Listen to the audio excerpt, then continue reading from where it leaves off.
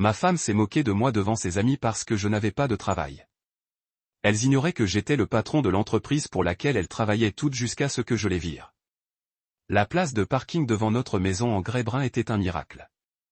D'habitude, il me fallait faire 3 fois le tour du pâté de maison avant de trouver quelque chose de convenable. Mais elle était là, juste devant les marches, comme si l'univers me laissait enfin un peu de répit. J'aurais dû m'en douter. L'univers ne fait pas de cadeaux sans contrepartie. Et là, j'allais payer cher. J'ai coupé le moteur et je suis resté assis là un instant, me sentant vraiment bien. La petite boîte de pâtisserie sur le siège passager contenait 2 parts de ce tiramisu hors de prix de Benedetto, l'endroit où Nora et moi avions eu notre premier rendez-vous 5 ans plus tôt. Elle l'avait commandé ce soir-là, avait émis un petit cri de pure joie en le goûtant, et j'étais devenu accro. Pas seulement à elle, mais à ce regard qu'elle lançait quand quelque chose la rendait vraiment heureuse. Ces jours-ci. Je ne me souvenais plus de la dernière fois où j'avais vu cette expression. Le travail était brutal ces derniers temps. Pas le genre de brutalité où l'on croule sous les délais ou où l'on gère des clients. Bon sang, j'aimerais que ce soit aussi simple. Non, c'était le genre de brutalité où l'on jongle avec une douzaine d'identités différentes, où l'on gère des sociétés écrans via des emails cryptés et où l'on s'assure que personne ne fasse le lien entre le type qui signe les gros chèques et celui qui prépare des œufs brouillés tous les matins en pyjama. Le poids de tout cela pesait sur mes épaules comme une couverture de plomb. Et je me suis dit que ce soir serait parfait pour être à nouveau nous deux. Juste Michael et Nora en train de manger un dessert italien hors de prix et peut-être de regarder une de ces séries Netflix qu'elle essaie toujours de me faire voir. J'ai attrapé la boîte de pâtisserie et ma veste, imaginant déjà sa tête quand elle verrait ce que j'avais rapporté. On ouvrirait peut-être cette bouteille de vin qu'on avait gardée, celle de notre voyage d'anniversaire à Napa. Peut-être parlerions-nous d'autre chose que des factures, ou de qui devait sortir les poubelles. Peut-être rirait-elle comme avant, doucement et sincèrement, comme si elle partageait un secret rien qu'avec moi. Les marches de l'entrée craquaient sous mes pieds. On avait l'intention de réparer ça depuis des mois. Je tâtonnais avec mes clés, essayant de maintenir la boîte à dessert en équilibre tout en manipulant la serrure qui se bloquait toujours par temps humide. C'est là que je l'ai entendu. Un rire, mais pas le rire habituel de Nora. Celui qui résonnait comme un carillon éolien un dimanche après-midi tranquille. Celui-ci était différent, plus sec, théâtral, le genre de rire qu'on a quand on se produit devant un public. Ma main se figea sur la poignée de la porte. À travers les murs fins de notre maison, j'entendais des voix, plusieurs voix. Nora avait de la compagnie. Ce n'était pas inhabituel. Elle avait toujours été plus sociable que moi. Elle avait toujours eu des amis qui passaient pour des dégustations de vin improvisés, ou ce que font les femmes quand elles se retrouvent. Mais quelque chose dans le ton, l'énergie qui venait de l'intérieur, me serrait l'estomac. J'ai collé mon oreille contre la porte. Je me sentais complètement pervers, mais incapable de me retenir. Les voix étaient plus claires maintenant. Je les reconnaissais. Bianca avec son faux accent français qu'elle avait acquis lors d'un semestre à l'étranger 10 ans plus tôt. Tessa, dont la voix montait toujours de 3 octaves après quelques vers. Et Harper, qui riait comme si elle auditionnait pour une sitcom. Je jure que ce type n'a même pas de travail. La voix de Nora transperçait les autres comme une lame dans la soie. Claire, assurée, cruelle. La boîte de pâtisserie m'a glissé des mains et j'ai dû la retenir contre ma poitrine. Le carton est soudain devenu lourd, comme s'il était en pierre au lieu d'une pâtisserie italienne. Mon cœur s'est mis à bégayer bizarrement, comme s'il hésitait entre accélérer ou s'arrêter complètement. Il reste assis à la maison toute la journée à lire des livres et à jouer les mystérieux, a-t-elle poursuivi. Et j'entendais presque ses yeux se lever au ciel, comme s'il était une sorte de génie incompris. Le rire qui a suivi m'a frappé comme un coup de poing. Ce n'était pas seulement Nora. C'étaient toutes elles qui gloussaient comme une meute de hyènes qui viennent de repérer une proie blessée. Je les imaginais là, probablement affalées sur notre canapé avec leurs sacs à main de créateurs et leurs ongles impeccables, décortiquant ma vie comme si c'était une blague qu'elles avaient toutes accepté de partager.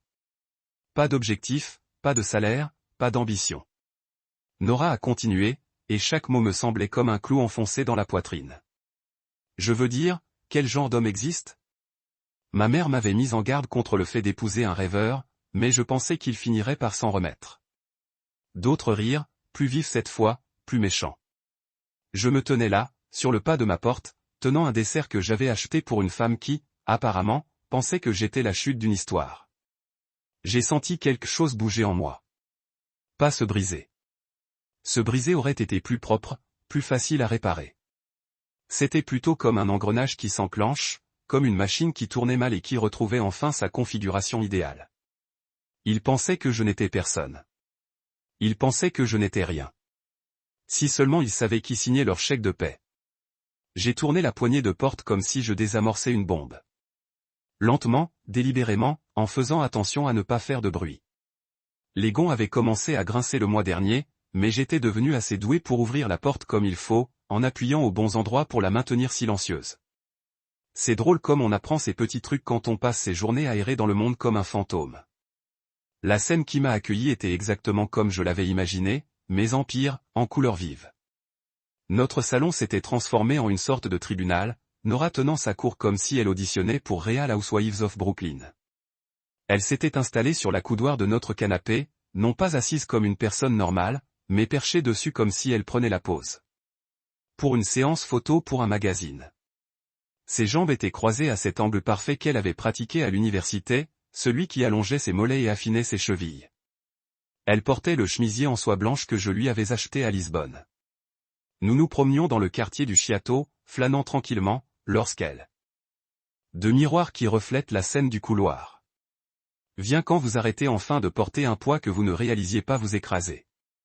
M'a aidé avec le genre de courtoisie professionnelle que les services de voitures coûteux forment leurs employés à fournir et je lui ai bien basculé parce que la nuit avait été suffisamment rentable pour que je puisse me permettre de répandre la richesse. Il est parti dans le labyrinthe des rues de Brooklyn, se retournant probablement à Manhattan pour ramasser un autre homme d'affaires dont la soirée était allée beaucoup mieux ou bien pire que la mienne. Nos marches de front ont encore grincé. Je n'ai jamais réussi à les réparer malgré le fait d'avoir plus qu'assez d'argent pour embaucher quelqu'un pour remplacer tout l'escalier si je le voulais. Certaines choses auxquelles vous vous habitez, je suppose. Le son familier était presque réconfortant après une soirée de révélation et de confrontation. Un petit morceau de continuité dans un monde qui venait d'être fondamentalement réarrangé. L'appartement était différent quand je suis entré. Pas physiquement, tout était exactement où. 3 semaines plus tard, je me suis retrouvé assis au même endroit où Nora avait tenu la cour ce soir-là, perché sur la coudoir de notre canapé, les jambes croisées, le verre à vin à la main. Mais au lieu d'un public d'amis malades, je n'avais que le silence pour la compagnie. Le genre de silence profond et confortable qui vient quand vous arrêtez enfin de faire semblant d'être quelqu'un que vous n'êtes pas. L'appartement était différent maintenant, plus grand, comme l'élimination du poids des vérités tacites avait créé plus d'espace physique. La lumière du matin a coulé à travers les fenêtres que Nora se plaignait étaient trop petites, des pièces éclairantes qu'elle avait toujours dit se sentaient à l'étroit, mais cela semblait maintenant exactement la bonne taille pour un homme qui avait finalement appris à prendre la quantité d'espace qu'il occupait réellement dans le monde.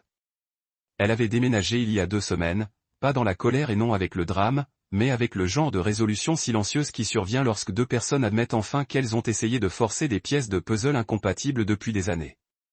La conversation avait été étonnamment civile, presque comme une entreprise dans son efficacité, sa division des actifs, ses adresses de transfert, les dispositions pour ramasser le courrier, la dissolution pratique d'une vie fondée sur des hypothèses peu pratiques. J'ai besoin de comprendre qui je suis quand je n'essaie pas d'être la personne que je pense que tu veux que je sois, elle avait dit le matin où elle a emballé sa valise. Et vous devez déterminer si vous pouvez faire confiance à quelqu'un assez pour lui laisser voir qui vous sont depuis le début. Elle ne se trompait pas. Il s'est avéré que la confiance était une chose beaucoup plus compliquée que je ne l'avais réalisé. Je pensais que je la protégeais en gardant mon succès secret, mais vraiment, je me protégeais. Me protéger de la possibilité qu'elle n'aime pas le vrai moi autant qu'elle aimait la version du projet. Me protéger de devoir être vulnérable avec quelqu'un qui pourrait ne pas être capable de gérer cette vulnérabilité de manière responsable. L'ironie était qu'en essayant de nous protéger tous les deux, j'ai garanti qu'aucun de nous n'ait obtenu ce dont nous avions réellement besoin. Mon téléphone bourdonnait contre la table basse, la même table basse où j'avais trouvé une fois des verres à vin dispersés et les détritus d'une soirée passée à se moquer de mes échecs supposés. Ces jours-ci, il ne contenait que mon ordinateur portable, une tasse de café qui était encore chaude, et le journal du matin que j'avais recommencé à lire maintenant que mes matins n'étaient pas consommés avec la performance élaborée d'être quelqu'un que je n'étais pas, le texte était de Harper de tous. Juste un court message. Café un jour? Je vous dois des excuses. J'ai regardé le message pendant un long moment, essayant de décider de ce que j'en ressentais. Harper avait été la première des amies de Nora à tendre la main après le dîner, probablement parce qu'elle était la seule à avoir suffisamment de sophistication professionnelle pour comprendre ce qui s'était réellement passé cette nuit-là. Les autres savaient probablement comment expliquer leur chômage soudain à la famille et aux amis. Mais Harper avait immédiatement embauché un avocat, commencé à travailler sur un accord de règlement et avait commencé le processus de reconstruction de sa carrière sur une fondation qui n'impliquait pas de vendre des informations confidentielles aux entreprises concurrentes. J'ai envoyé un texto à la grammaire de café. Mardi, 14 h, sa réponse est revenue presque immédiatement. Merci. Ce qui est drôle, c'est que je n'étais pas tout à fait sûr de savoir pourquoi j'avais accepté de la rencontrer. Ce n'était pas le pardon. Ce qu'elle avait fait était trop calculé et trop dommageable pour un simple pardon. Et ce n'était pas des affaires. Elle avait déjà signé tous les documents juridiques nécessaires pour résoudre son licenciement en matière d'emploi sans autre complication. Peut-être que c'était juste de la curiosité quant au type d'excuses que quelqu'un construit lorsqu'ils ont été pris en flagrant je ne savais pas qu'ils avaient. Ou peut-être que c'était quelque chose de plus simple que ça. C'était peut-être la reconnaissance que les gens étaient plus compliqués que leurs pires décisions.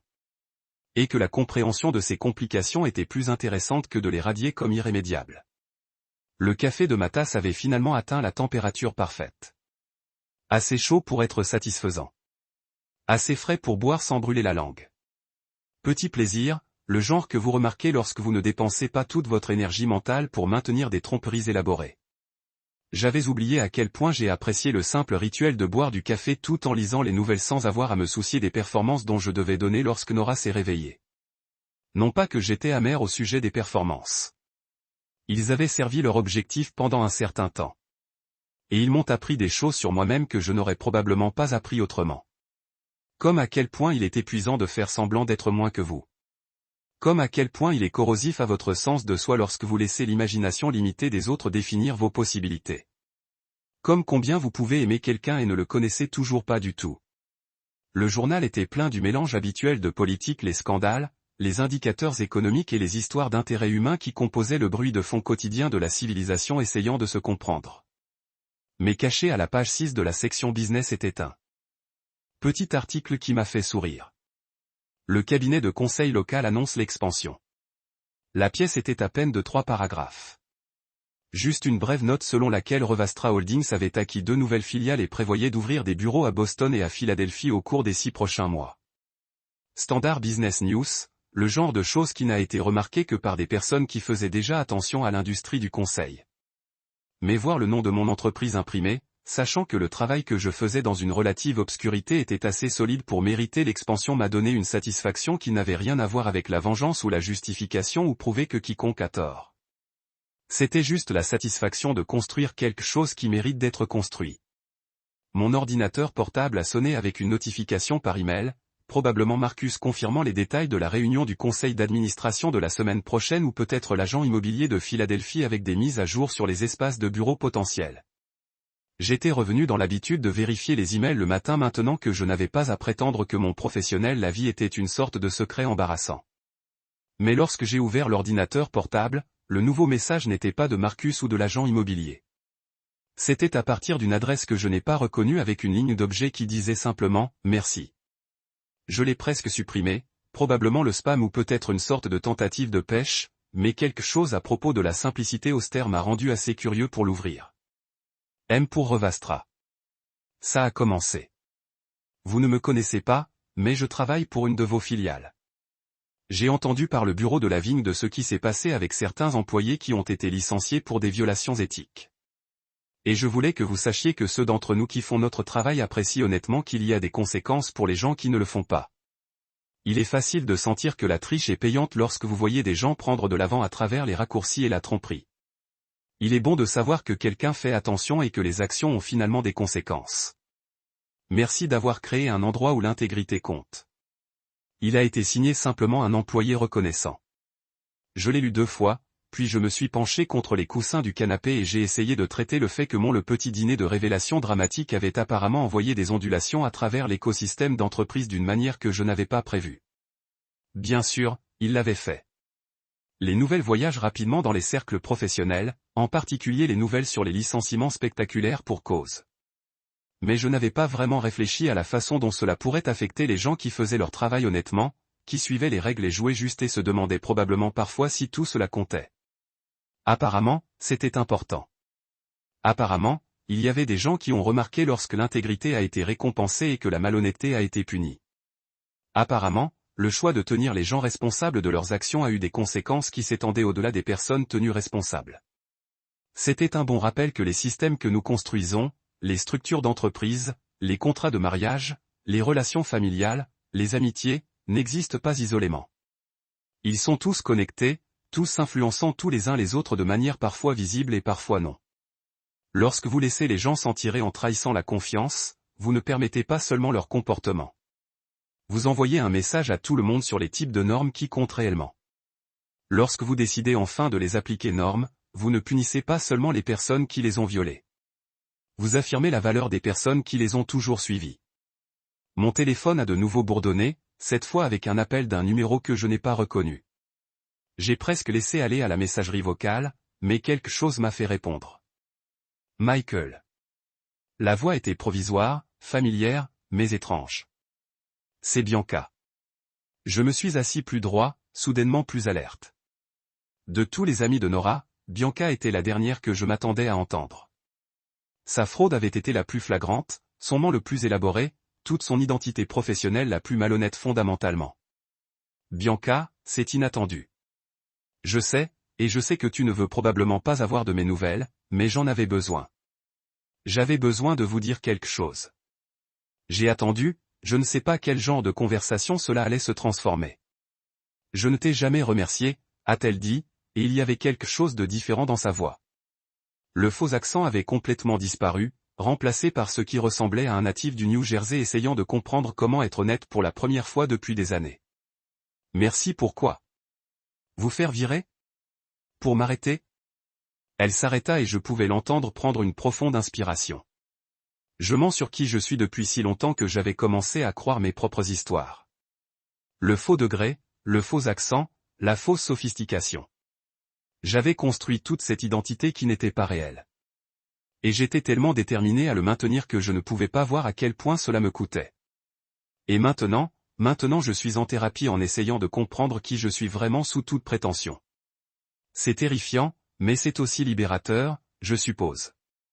Je n'ai plus à me rappeler quel mensonge que j'ai dit à quels gens. Je n'ai pas à garder une trace des fausses réalisations ou à m'inquiéter que quelqu'un vérifie trop attentivement mes références. Je me suis retrouvé vraiment curieux de savoir ce qui est venu ensuite pour elle. Que allez-vous faire professionnellement? Je retourne à l'école pour de vrai cette fois. Obtenir un diplôme dans quelque chose qui m'intéresse vraiment au lieu de quelque chose qui semble impressionnant sur un CV. Une autre pause. Je voulais m'excuser pour ce que j'ai dit de vous ce soir-là à Norris. Vous ne le méritiez pas et je suis désolé de m'y faire participer. Des excuses ont accepté, ai-je dit, et je le pensais. Il y a encore une chose. Je voulais que vous sachiez que ce que vous avez fait nous tenir responsables, je veux dire, ce n'était pas cruel. C'était cruel à l'époque, mais ce n'était pas le cas. C'était nécessaire. J'avais besoin de quelqu'un pour me forcer à arrêter de vivre un mensonge avant de perdre complètement la trace de qui j'étais vraiment. Après avoir raccroché, je me suis assis dans l'appartement tranquille pendant longtemps, en pensant aux façons étranges que les fins et les débuts puissent s'emmêler ensemble. Il y a 3 semaines, j'avais pensé que j'orchestrais une fin. La fin de la fondation de la tromperie de mon mariage. La fin des carrières d'amis de Nora s'est appuyée sur la fraude. La fin de ma propre volonté de cacher qui j'étais vraiment. Mais apparemment, j'avais également créé des débuts. Le voyage de Bianca vers l'authenticité. L'occasion de Harper de reconstruire sa carrière sur des fondations honnêtes. Que les employés anonymes renouvelaient la foi que l'intégrité importait. Ma propre chance de déterminer si je pouvais établir des relations en fonction de la vérité au lieu de fiction pratique. Même le début de Nora, quoi que ce soit pourrait être. Le soleil du matin avait changé de position pendant que j'avais été perdu dans la pensée. Et maintenant, il coulait directement par la fenêtre à l'endroit où j'étais assis. Chaud et brillant et honnête. Le type de lumière qui ne cache rien ni ne crée de fausses ombres. Le genre de lumière qui montre les choses exactement telles qu'elles sont. J'ai fini mon café, fermé l'ordinateur portable et je me suis préparé à commencer un autre jour d'être exactement qui j'étais. Pas plus, pas moins, et aucune excuse non plus.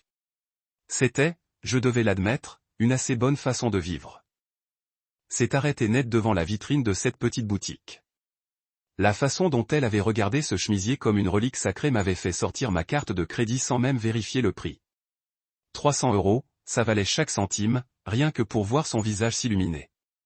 Maintenant, en la regardant le porter pendant qu'elle me déchirait pour le plaisir, je me demandais si elle se souvenait seulement d'où il venait. Son public était disposé autour d'elle comme des disciples aux pieds de leur prophète.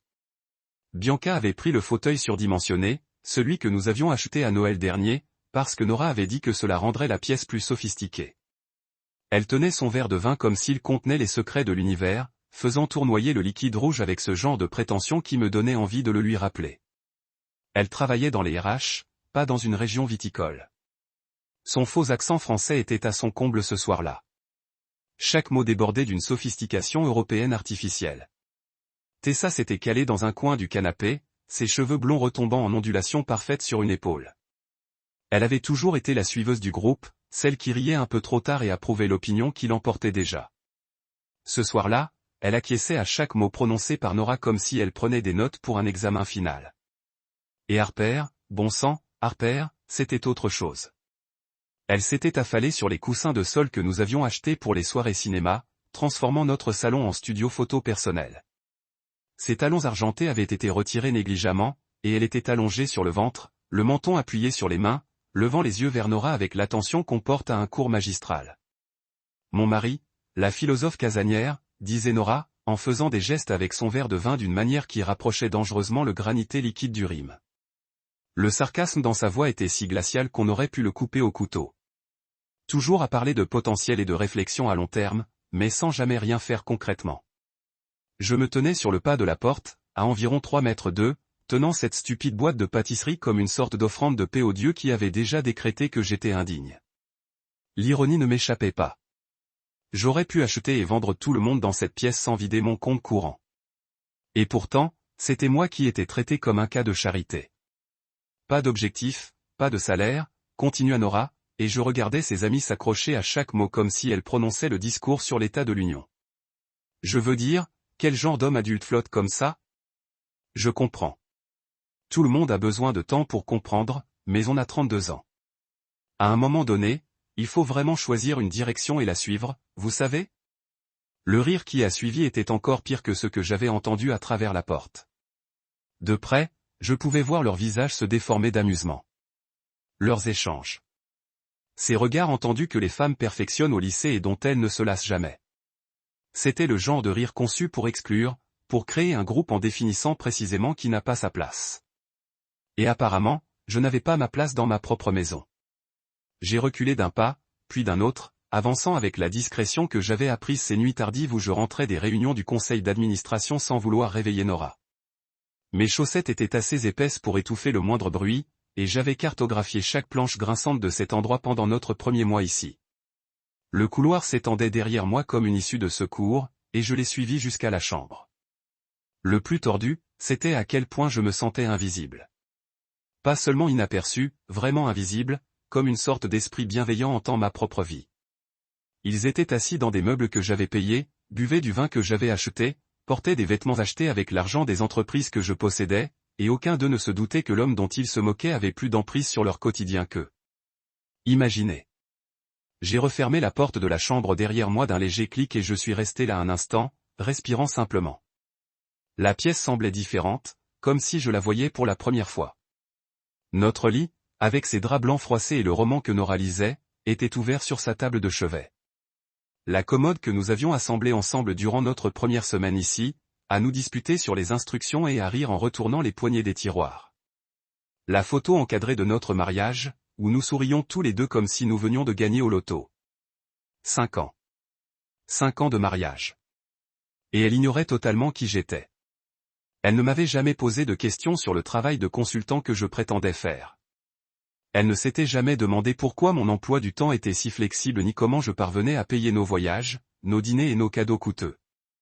Elle avait simplement accepté l'histoire que je lui avais racontée, j'étais une sorte d'analyste indépendant qui travaillait pour des sociétés d'investissement et elle avait construit sa propre histoire autour. Une histoire où j'étais l'échec, le poids mort, l'enfant mâle qui n'arrivait pas à se ressaisir. Je m'assis au bord du lit et écoutais les sons étouffés de leur conversation qui se poursuivaient dans le salon. D'autres rires, d'autres commentaires sur mes défauts, d'autres preuves que la femme que j'aimerais depuis 5 ans ne me voyait que comme une déception élaborée. Elle pensait que j'étais au chômage. Elle ignorait que je possédais l'entreprise qui signait tous leurs chèques de paie. Elle ne m'avait jamais posé la question. Et maintenant, j'en avais assez entendu. Le lendemain matin, il y eut cette lumière grise particulière qui filtre à travers les fenêtres de Brooklyn à la fin de l'automne. Celle qui rend tout délavé et légèrement irréel. J'étais éveillé depuis 5 heures, allongé dans mon lit à côté de Nora, qui dormait paisiblement, sa respiration douce et régulière, comme si elle n'avait aucun souci. Incroyable comme il est facile de dormir profondément quand on ne sait pas qu'on vient de gâcher sa vie entière. J'avais passé ces heures précédant l'aube à fixer le plafond, sans penser à la vengeance, à la revanche, ni à ce méchant de film. Non, je pensais au système, aux causes et effets, sur la belle et terrible logique des conséquences qui finissent par rattraper les choix. Il y a quelque chose de presque mathématique là-dedans, quand on fait abstraction de toute émotion et de toute blessure. Les actions engendrent des réactions. Les mensonges exigent la vérité. Et parfois, l'univers a juste besoin d'un petit coup de pouce. Pour la comptabilité. À 6h30, j'étais dans la cuisine, en train de faire ce que je faisais tous les matins depuis 3 ans, préparer le petit déjeuner. Des œufs brouillés, comme Nora les aimait, moelleux et crémeux, avec juste une touche de fromage frais incorporé à la fin. Du café fraîchement moulu, ce mélange ridiculement cher qu'elle avait découvert au marché. 2 tartines de pain au levain, du jus d'orange légèrement beurré dans de bons verres, pas ceux de tous les jours.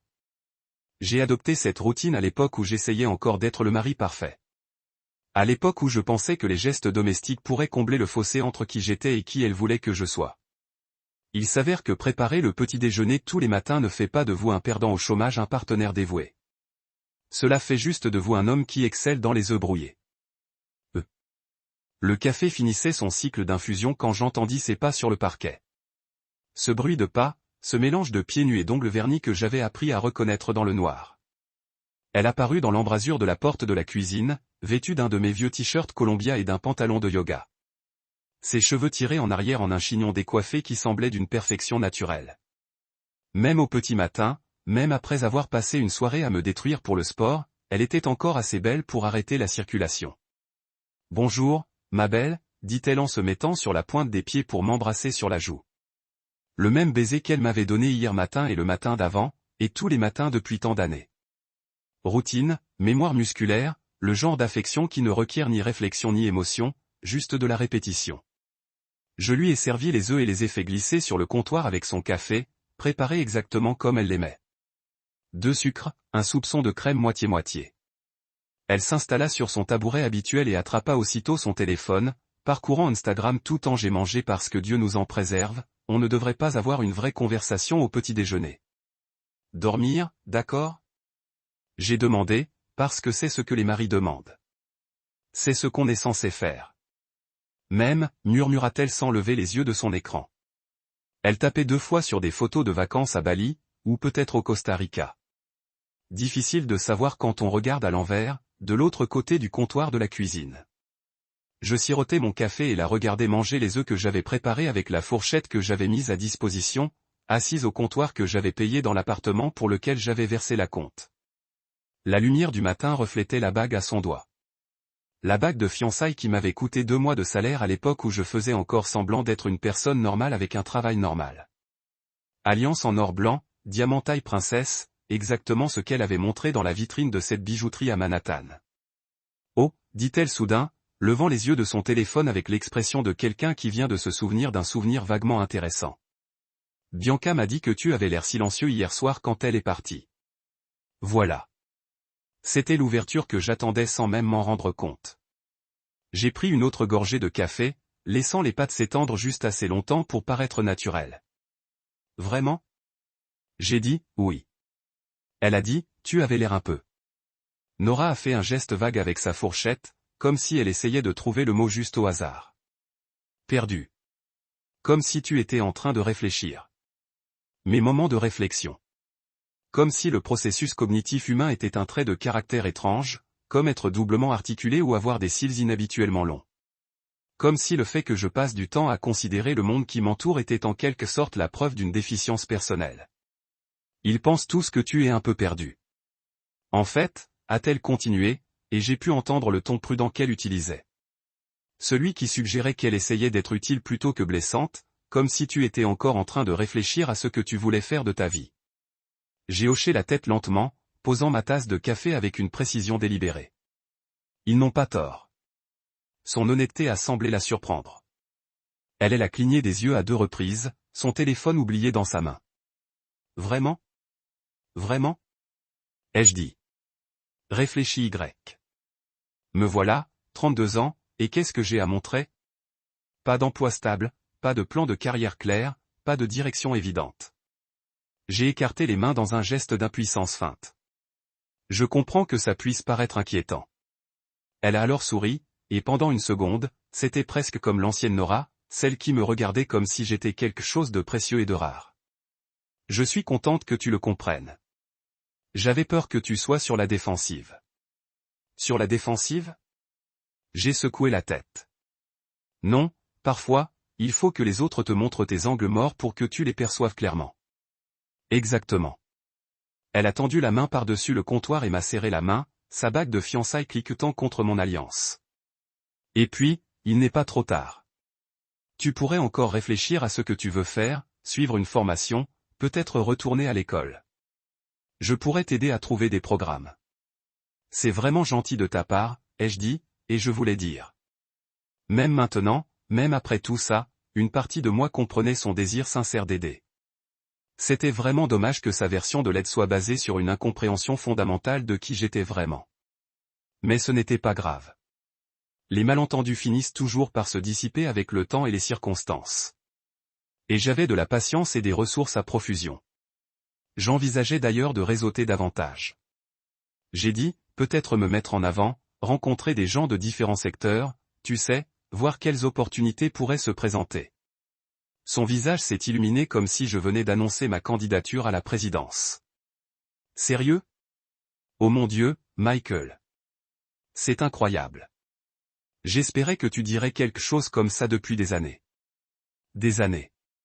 Elle espérait que je me ressaisisse depuis des années, apparemment. Bon à savoir. Je pourrais même rencontrer des amis, des collègues, ai-je continué. Tu sais, demander conseil à des gens qui réussissent vraiment dans leur carrière. Oui, elle sautait presque sur son tabouret maintenant. Harper travaille avec des gens qui réussissent vraiment, et l'entreprise de Bianca est toujours à la recherche de quelqu'un. Pour les consultants. Le timing était peut-être parfait. Parfait, en effet. J'ai souri et pris une autre gorgée de café, revoyant déjà mentalement les dossiers que j'avais constitués sur chacun de ses amis. Les faux papiers de Bianca. Les notes de frais truquées de Tessa. La petite affaire annexe de Harper, qui vendait des informations confidentielles sur ses clients. Tous employés par des entreprises que je possédais via diverses sociétés écrans et véhicules d'investissement. Tous ignoraient complètement que l'homme perdu dont ils s'étaient moqués la veille avait le pouvoir de mettre fin à leur carrière d'un simple coup de fil. Promets-moi juste une chose, dit Nora en me serrant à nouveau la main.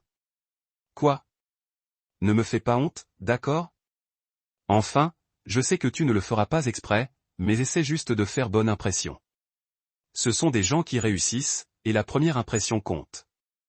Je lui ai serré la main en retour et lui ai adressé mon sourire le plus rassurant. Ne t'inquiète pas, je n'ai pas l'intention d'embarrasser qui que ce soit. Enfin, ce n'était pas tout à fait vrai, mais les gens que je comptais embarrasser avaient clairement le don, commet. Jeudi matin, tout était étalé dans mon bureau à domicile, comme sur une scène de crime d'entreprise. 3 chemises en papier craft, chacune remplie d'imprimés, de chaînes de mai, de documents financiers et de documents à faire pleurer de joie un procureur fédéral. L'avantage de bâtir un empire commercial grâce à des sociétés écrans et des fiducies sans droit de regard, c'est qu'on peut tout voir tout en restant soi-même invisible. Chaque email, chaque note de frais, chaque petit raccourci que l'on croit ne jamais remarquer. Il s'est avéré que quelqu'un observait en permanence. Ce quelqu'un, c'était moi, tout simplement. J'avais commencé avec Bianca, car son cas était le plus simple. Les faux diplômes sont comme des empreintes digitales. Une fois qu'on sait quoi chercher, ils sont impossibles à cacher. Elle avait prétendu avoir un master de la Sorbonne sur son CV, avec un relevé de notes sophistiqué qu'elle avait probablement payé à un service en ligne. Le problème, c'est que la Sorbonne ne propose pas le programme qu'elle prétendait avoir suivi et que le bureau des inscriptions n'avait aucune trace d'une inscription portant son nom. J'avais imprimé les emails pour prouver qu'ils étaient bien nets. Ordre chronologique et trombone dans sa candidature initiale. Mais attendez, il y avait plus. Bianca avait également gonflé son expérience professionnelle précédente d'environ 18 mois, prétendant avoir été consultante senior dans une entreprise qui avait en fait fermé 6 mois avant sa date d'embauche présumée. Une simple recherche dans les archives de l'entreprise avait révélé ce petit bijou. Cette femme était un véritable monument ambulant de la fraude au CV, et elle percevait un salaire à 6 chiffres de mon entreprise depuis 2 ans, grâce à des qualifications qu'elle ne possédait pas réellement. Le dossier de Tessa était encore plus intéressant, d'une manière déprimante. Elle avait systématiquement gonflé ses notes de frais pendant la majeure partie de l'année, mais avec une créativité à petite échelle qui laissait penser qu'elle se prenait pour une astuce. Un déjeuner à $20 est devenu 35. Une course en taxi à travers la ville a coûté $60. Les dîners d'affaires, ça arrivait, mais pas dans les restaurants qu'elle prétendait, et certainement pas au prix qu'elle facturait. Le plus beau dans tout ça, c'est qu'elle le faisait via le système de carte de crédit de l'entreprise, ce qui signifiait que la transaction était automatiquement enregistrée et recoupée avec les registres du commerçant. J'avais des impressions montrant les frais réels, ainsi que ces rapports falsifiés, surlignés en jaune comme une feuille de route de petit larcin. On parlait d'environ $15 000 au total sur 12 mois. Pas vraiment un détournement de fonds à grande échelle, mais suffisant pour constituer une fraude au regard de la loi de l'État de New York. Le cas de Harper était le plus flagrant et aussi le plus gratifiant à documenter. Elle vendait des informations confidentielles de clients à l'entreprise concurrente de son petit ami depuis 8 mois. Pas de secrets importants ni quoi que ce soit qui ferait chuter la bourse, juste assez d'informations privilégiées pour donner à son entreprise un avantage concurrentiel lors des enchères et des présentations clients. Elle pensait probablement faire preuve de subtilité. Mais la criminalistique numérique ne ment pas. J'avais des copies de ces communications par email recoupées avec les propositions retenues de l'entreprise de son petit ami, révélant un partage d'informations si évident qu'il aurait aussi bien pu être écrit en lettres fluo. Elle prenait des photos de documents confidentiels avec son téléphone personnel et les envoyait via des applications de messagerie cryptées, ignorant apparemment que notre service informatique les protocoles de sécurité signalaient et enregistraient automatiquement ce genre d'activité. L'ironie était qu'elle avait empoché environ $5 000 grâce à cette opération.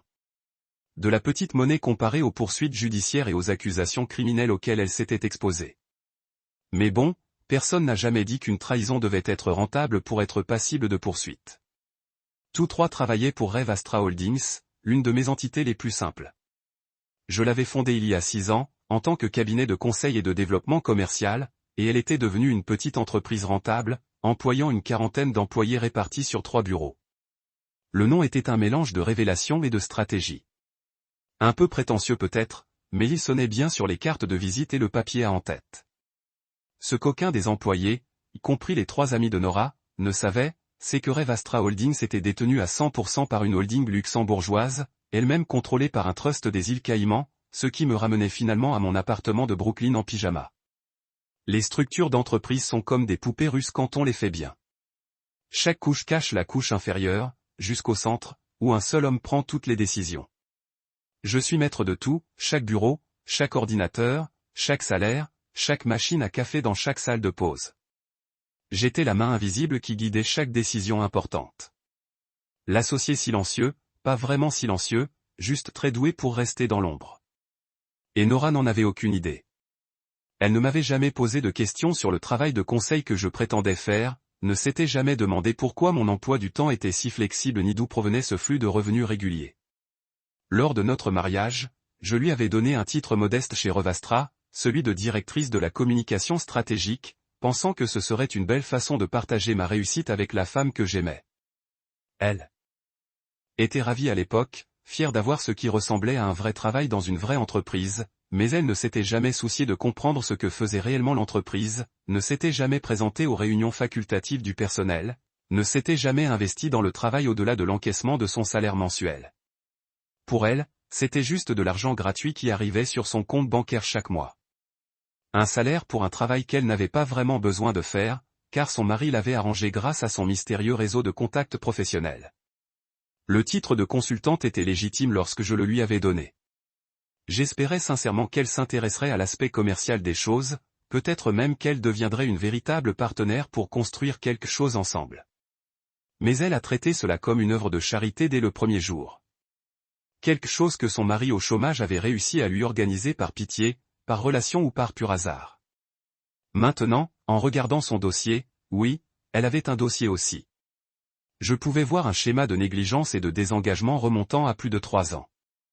Réunions manquées, emails ignorés, projets abandonnés à mi-chemin.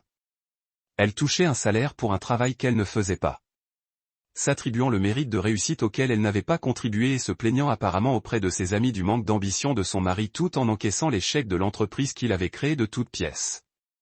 Son nom était en tête de ma liste, tout en haut, à l'encre noire. Non pas que je voulais la blesser plus qu'aux autres, mais parce que c'était elle qui me faisait le plus de mal. Les autres n'étaient que des employés qui avaient trahi leur employeur. Nora était ma femme et elle avait trahi notre mariage. La différence comptait. Les conséquences refléteraient cette différence. J'ai fermé le dernier dossier et me suis adossé à mon fauteuil, regardant par la fenêtre la ville que j'avais conquise sans que personne ne s'en aperçoive. Quelque part, des femmes vaquaient à leurs occupations du jeudi, complètement inconscientes que leur vie allait basculer d'une manière qu'elles n'auraient jamais imaginée. Ce n'était pas personnel. Bon, d'accord, c'était complètement personnel, mais c'était aussi professionnel. Et en affaires, les actes ont des conséquences. Il était temps qu'elles en tirent la leçon. Vendredi matin, je me trouvais devant le miroir de la salle de bain, à m'entraîner à faire des expressions comme certains s'entraînent à faire des gammes au piano. Plein d'espoir, mais pas désespéré. Déterminé, mais pas maniaque. Le visage d'un homme enfin prêt à prendre sa vie en main. Pas celui de quelqu'un qui s'apprêtait à orchestrer la chute professionnelle la plus spectaculaire depuis Enron. Nora était encore au lit, parcourant les pages de son téléphone et émettant ces petits bourdonnements qu'elle faisait quand elle trouvait quelque chose de particulièrement amusant sur les réseaux sociaux.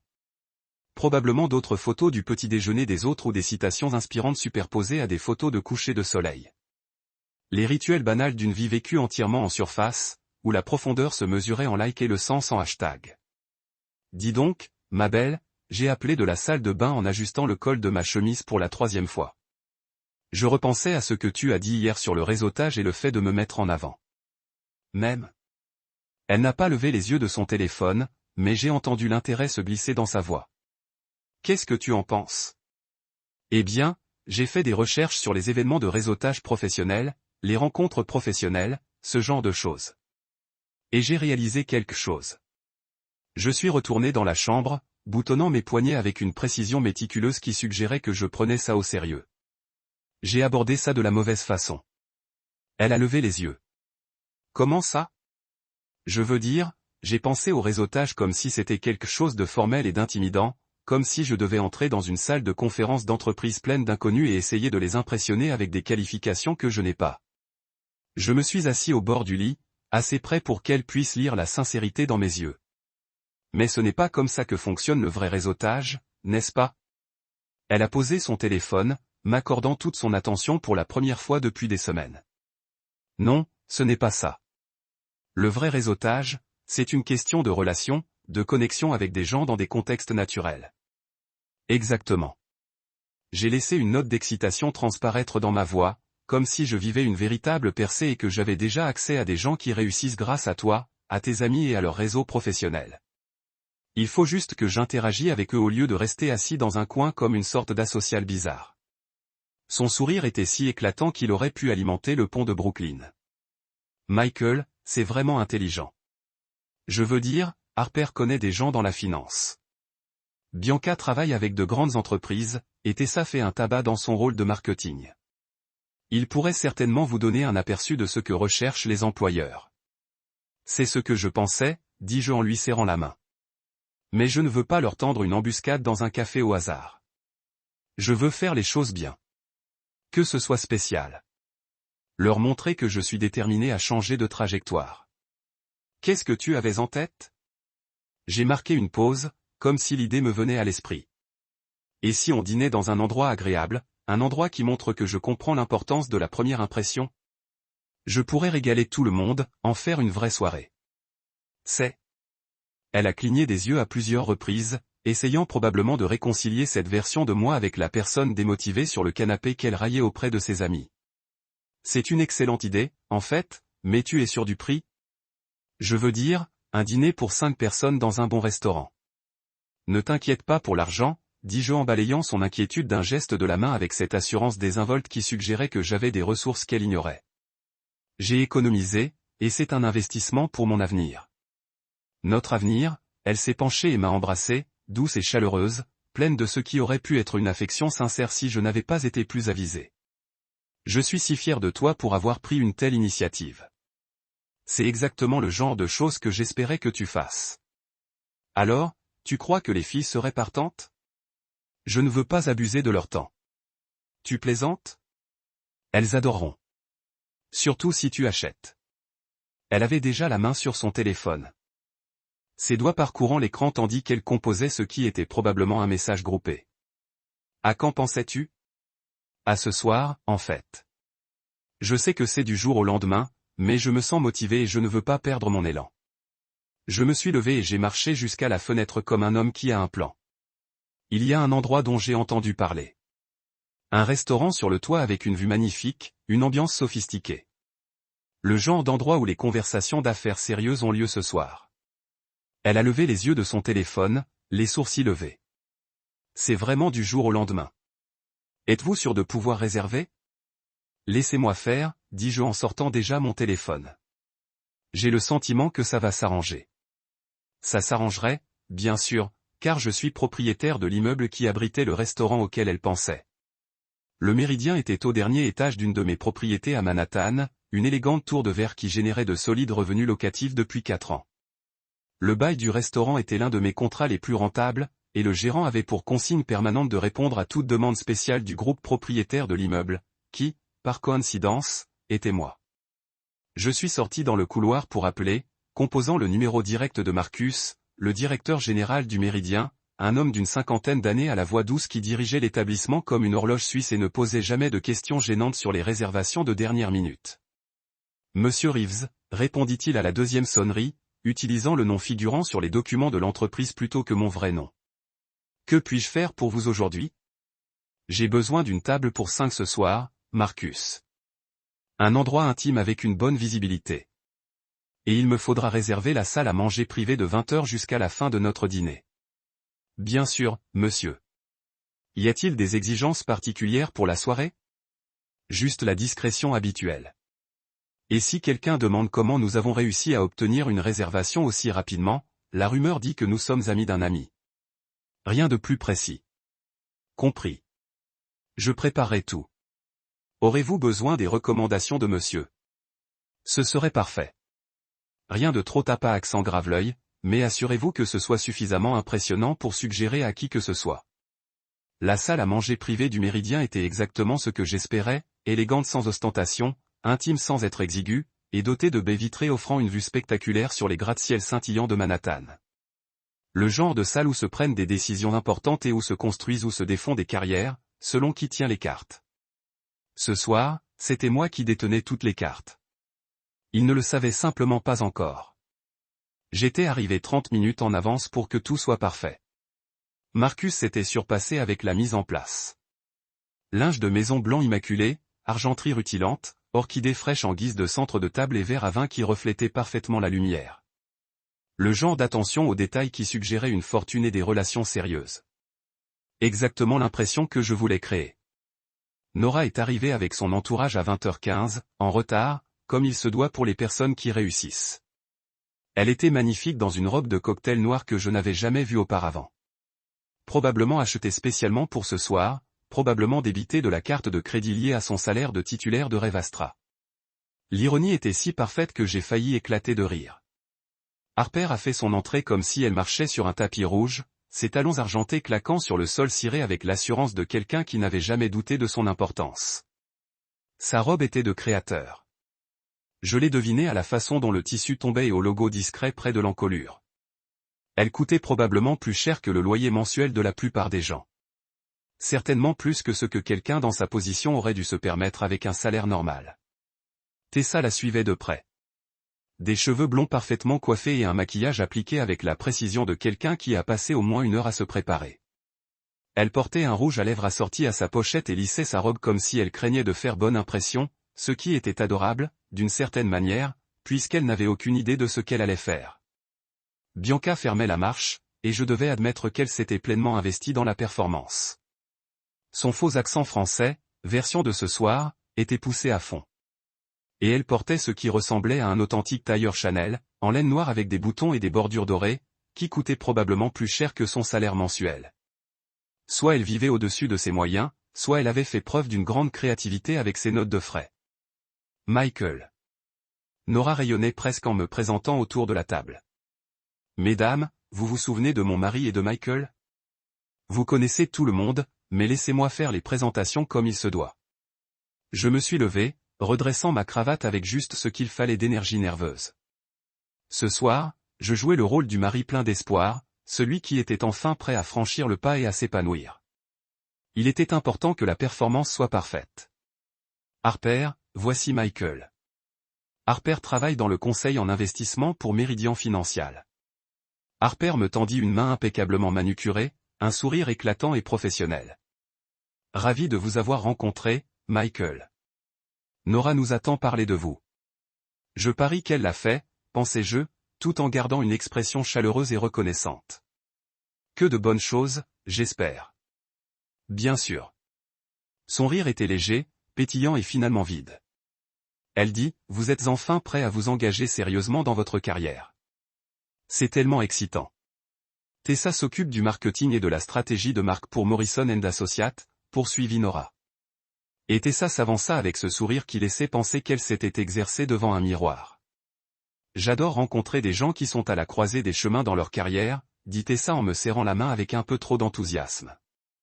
Il y a quelque chose de tellement inspirant chez quelqu'un qui a le courage d'entreprendre de grands changements. Assez courageux. Comme si décider de cesser d'être une déception professionnelle exigeait le même courage que gravir l'Everest ou combattre des incendies. Mais j'ai hoché la tête avec reconnaissance, comme si ces mots avaient une signification profonde. Et voici Bianca.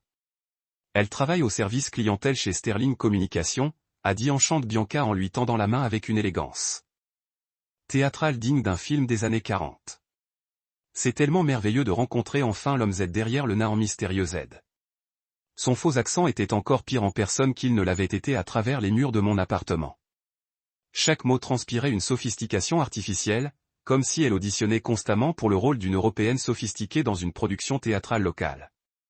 Le mystère, ai-je demandé, laissant une pointe de confusion s'insinuer dans ma voix.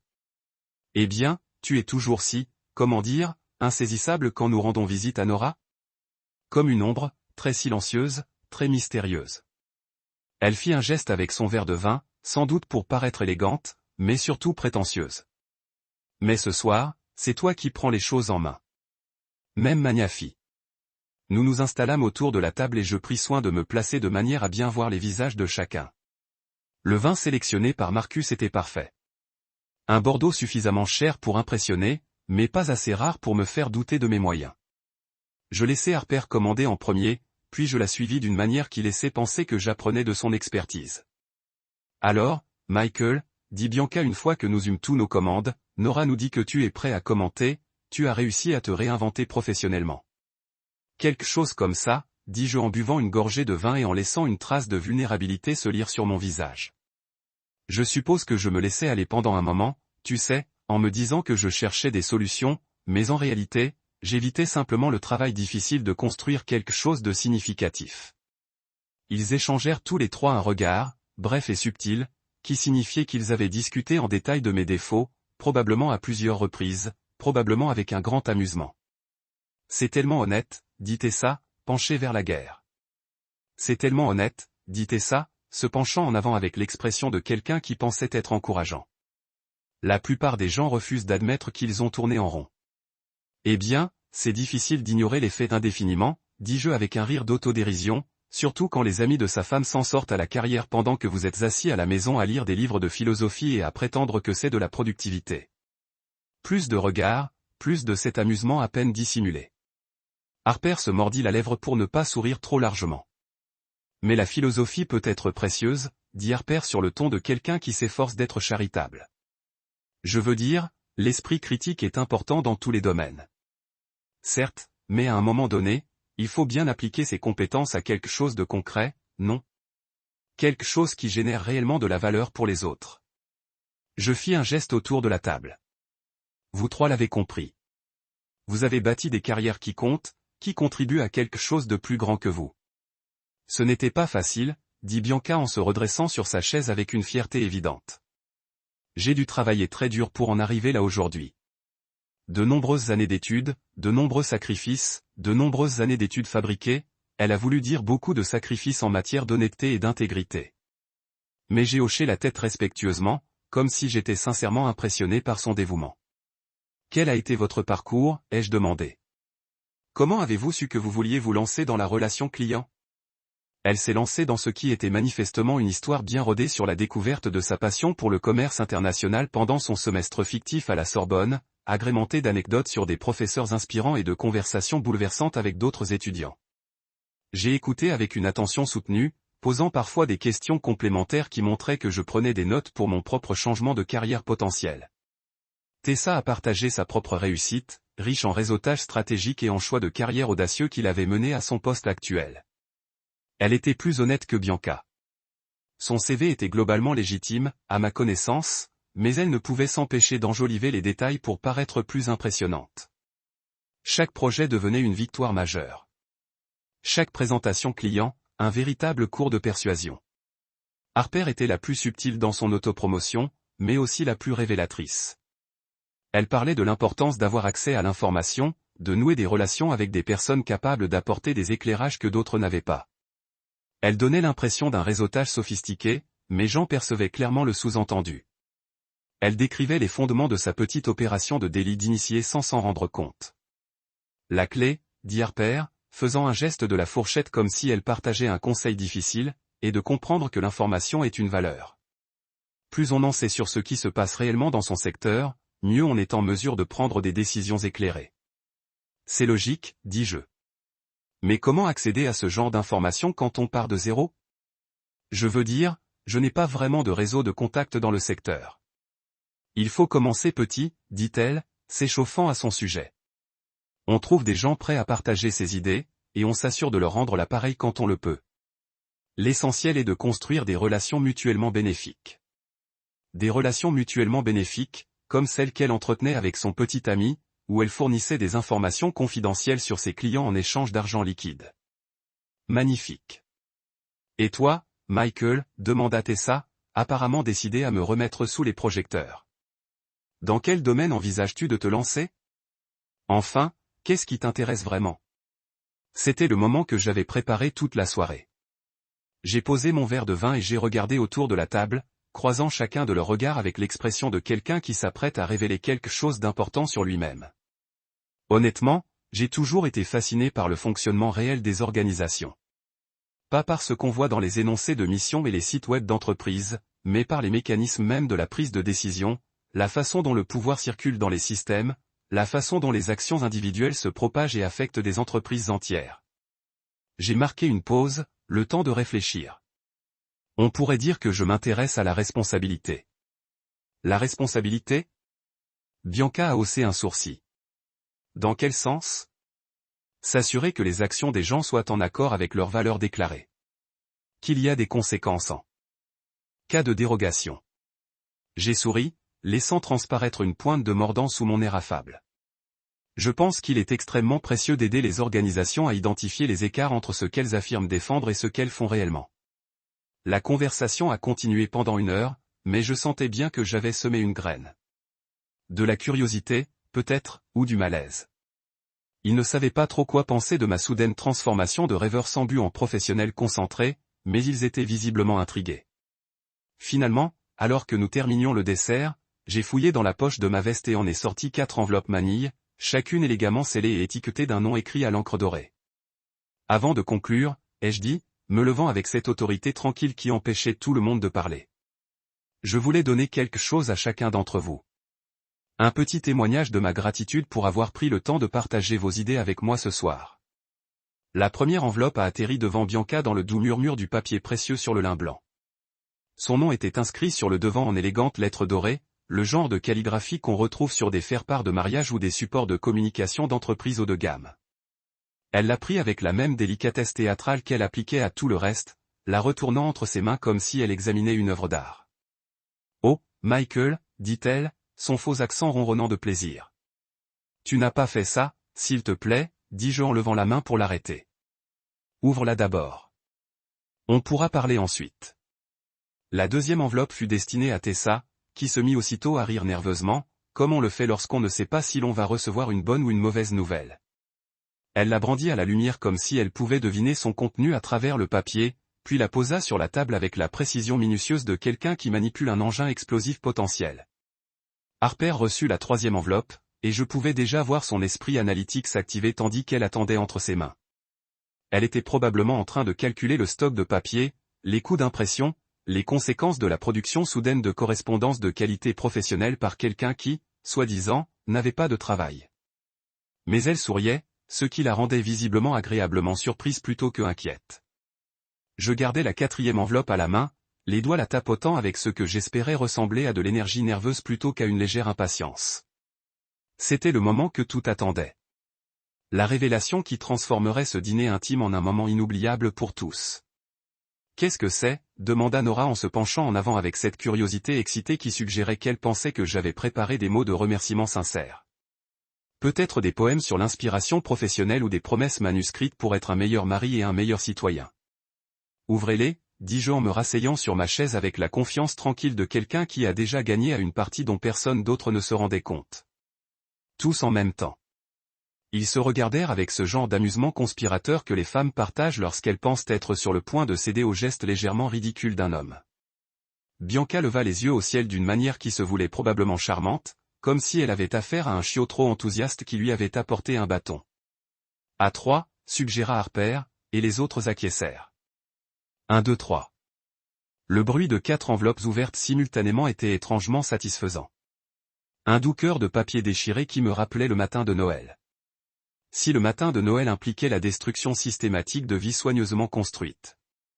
Bianca fut la première à extraire le contenu de son enveloppe, dépliant ce qui était clairement une lettre commerciale formelle, avec le genre de papier épais qui suggérait un sérieux poids institutionnel. Elle commença à lire avec le même un sourire théâtral, mais je pouvais voir le moment précis où les mots ont commencé à s'inscrire. Ses sourcils se froncèrent de confusion, puis se haussèrent d'inquiétude, pour finalement se transformer en une expression proche de l'horreur. « Quoi » commença-t-elle à dire, mais les mots moururent dans sa gorge tandis qu'elle poursuivait sa lecture.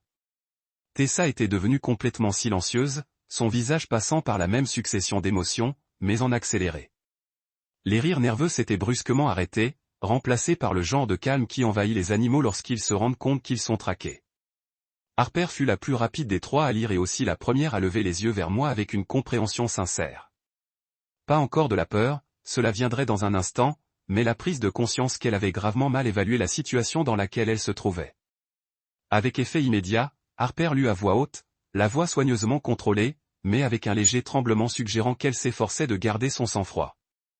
Votre emploi chez Revastra Holdings est résilié pour violation des accords de confidentialité et manquement à l'éthique, comme indiqué dans la documentation ci-jointe. Les mots flottaient dans l'air comme la fumée d'un pistolet qui avait je venais d'être licencié. Le visage de Bianca était devenu pâle sous son maquillage soigneusement appliqué, et Tessa fixait sa lettre comme si elle était écrite dans une langue étrangère qu'elle ne pouvait pas traduire. « Je ne comprends pas », murmura Tessa en levant enfin les yeux de la page. Ceci dit. J'ai été licencié pour fraude aux notes de frais, mais c'est impossible. Enfin, je travaille pour Morrison & Associates. Non. Elle vérifia à nouveau l'en-tête. Pas Revastra Holdings. En fait, non, dis-je d'une voix douce mais implicite. Morrison & Associates est une filiale à 100% de Sterling Communications, elle-même contrôlée par Revastra Holdings par le biais d'une série de partenariats et d'accords d'acquisition. Depuis 18 mois. Vous travaillez tous pour la même entreprise. En fin de compte, vous travaillez tous pour moi. Le silence qui suivit fut si total que j'entendis le léger bourdonnement de la climatisation du restaurant, le tintement lointain des verres dans la salle principale, le murmure presque imperceptible de la circulation dans la rue, au 40e étage. Ci-dessous. C'est impossible, dit Bianca, mais sa voix avait perdu toute sa sophistication européenne artificielle. Elle ressemblait à ce qu'elle était réellement, une femme effrayée du New Jersey qui avait bâti toute son identité professionnelle sur un socle de mensonges qui s'effondrait sous ses pieds. Votre CV indique que vous êtes titulaire d'un master de la Sorbonne, poursuivis-je en sortant ma propre copie de sa lettre de licenciement et des justificatifs, notamment un MBA en administration des affaires internationales obtenu en 2019. Malheureusement, la Sorbonne ne propose pas ce programme. Jamais. Leur bureau des inscriptions confirme n'avoir aucune trace de votre inscription à un quelconque programme. La bouche de Bianca s'ouvrit et se referma sans qu'aucun son ne sorte, tel un poisson qui halète. Tessa, vos notes de frais révèlent une tendance fascinante à l'inflation au cours des 12 derniers mois. Des déjeuners qui coûtaient $20 sont devenus $35 sur vos demandes de remboursement. Des courses en taxi à travers la ville qui auraient dû coûter $15 ont été facturées $60. Tout est documenté, recoupé avec les informations du commerçant. Des relevés de compte et des relevés de carte de crédit. Tessa s'était mise à pleurer. Pas les sanglots dramatiques qu'on voit dans les films, mais les larmes silencieuses et désespérées de quelqu'un qui voit sa vie entière s'effondrer en temps réel. Et Harper, je me suis tourné vers la femme qui vendait des informations confidentielles à l'entreprise de son petit ami avec une arrogance désinvolte. Vos communications numériques sont particulièrement intéressantes. 8 mois à transmettre des propositions clients, des documents stratégiques et des informations concurrentielles à des destinataires non autorisés. Tout est enregistré, tout est traçable, tout est totalement illégal, tant au regard de votre contrat de travail que de la loi de l'État de New York. Harper était la seule à ne pas encore avoir complètement craqué. Elle me fixait avec une intensité concentrée qui suggérait qu'elle cherchait encore un moyen de se sortir de cette situation. « Qui êtes-vous » a-t-elle demandé, et il y avait quelque chose de presque respectueux dans sa voix, comme si elle avait enfin réalisé qu'elle avait affaire à un adversaire d'un autre genre que celui auquel elle s'attendait. J'ai pris la 4e enveloppe, celle avec le nom de Nora écrit de la même écriture dorée, et je l'ai déposée délicatement sur la table devant ma femme. Elle était restée assise, stupéfaite, silencieuse pendant toute la révélation. Mais maintenant, elle me regardait avec une expression que je n'avais jamais vue auparavant. Ni colère, ni douleur, ni même confusion. Quelque chose de plus profond et de plus complexe, comme si elle me voyait clairement pour la première fois en 5 ans de mariage. « Ouvre-la » dis-je doucement. Elle l'ouvrit avec la précision mécanique d'une personne en pilotage automatique.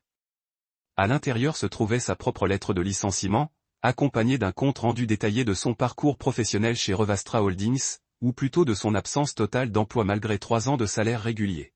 « Mais je ne travaille pas pour Revastra Holdings », dit-elle en levant les yeux vers moi avec ce qui aurait pu être du soulagement. Enfin, pas vraiment. C'était juste ce service de conseil que tu m'avais arrangé. Ce n'était pas un vrai travail. Directrice de la communication stratégique, lus-je dans son dossier. Un salaire de $8000 par mois, plus des avantages sociaux et des primes trimestrielles liées aux performances de l'entreprise. Ça me paraît assez réaliste. Mais je n'ai jamais rien fait. Je n'ai jamais assisté à des réunions, ni mené à bien des projets, ni... Non, j'étais d'accord. Vous avez encaissé des salaires pour un travail que vous n'avez jamais effectué, vous vous êtes attribué le mérite de réussite auquel vous n'avez pas contribué et, apparemment, vous avez utilisé votre position comme tribune pour vous moquer de l'homme qui a rendu tout cela possible. Je me suis relevé, ajustant ma veste avec la même précision minutieuse que toute la soirée. Mais ce n'était plus de la nervosité.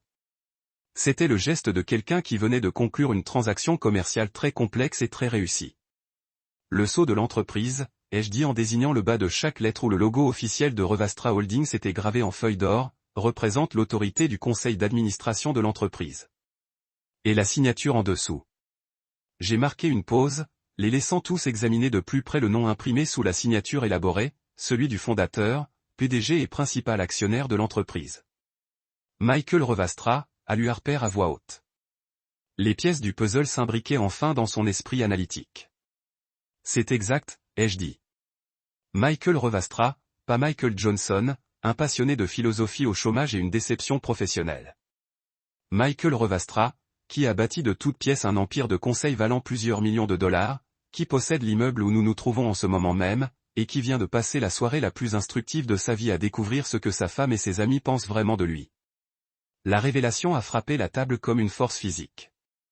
Je l'ai vu sur leur visage, l'instant où tout ce qu'ils pensaient savoir de la réalité s'est soudainement transformé en une image complètement différente. Nora me fixait comme si je venais d'enlever un masque pour révéler que j'étais en réalité une forme de vie extraterrestre, ce qui, d'une certaine manière, je suppose que c'était le cas. J'ai fait exactement 7 pas vers l'ascenseur lorsque la voix de Nora a transpercé le bruit ambiant du restaurant comme un couteau dans la soie. Michael. Michael, attends. Le désespoir dans sa voix m'aurait peut-être arrêté il y a 6 mois. Il aurait peut-être déclenché ce réflexe marital de se retourner et de réparer ce qui était cassé, d'apaiser ce qui n'allait pas. Mais c'était avant de l'entendre rire à mes dépens dans notre propre salon. C'était avant que j'apprenne que la femme que j'aimerais depuis 5 ans ne me voyait plus que comme une déception complexe aux horaires flexibles. J'ai continué à marcher. Ses talons claquaient frénétiquement sur le sol ciré tandis qu'elle me rejoignait dans le couloir de la salle à manger privée. Le son résonnait sur les murs avec le rythme saccadé et aigu de la panique de quelqu'un qui vient de réaliser que tout ce qu'il croyait comprendre de sa vie n'était qu'illusion. « Tu m'as menti », a-t-elle dit en me saisissant le bras à 2 mains comme si elle essayait de s'ancrer à quelque chose de solide dans un monde qui s'était soudainement mis à bouger sous ses pieds. Je me suis alors arrêté, non pas parce que sa poigne était assez forte pour me retenir, mais parce que certaines conversations doivent avoir lieu en personne. Certaines vérités nécessitent un contact visuel pour être pleinement exprimées. Je me suis tourné vers elle et, l'espace d'un instant, j'ai été frappé par sa beauté intacte, malgré son maquillage légèrement bavé et ses cheveux soigneusement coiffés qui commençaient à se défaire.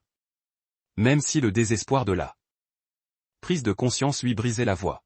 « Non », ai-je dit, d'une voix calme et posée. « Je ne t'ai pas menti, Nora. Je n'ai jamais corrigé vos hypothèses. C'est la même chose. » Sa voix avait suffisamment augmenté pour qu'un couple passant devant les ascenseurs jette un coup d'œil par le genre de curiosité inconfortable que les gens affichent lorsqu'ils assistent accidentellement au drame privé de quelqu'un d'autre en public.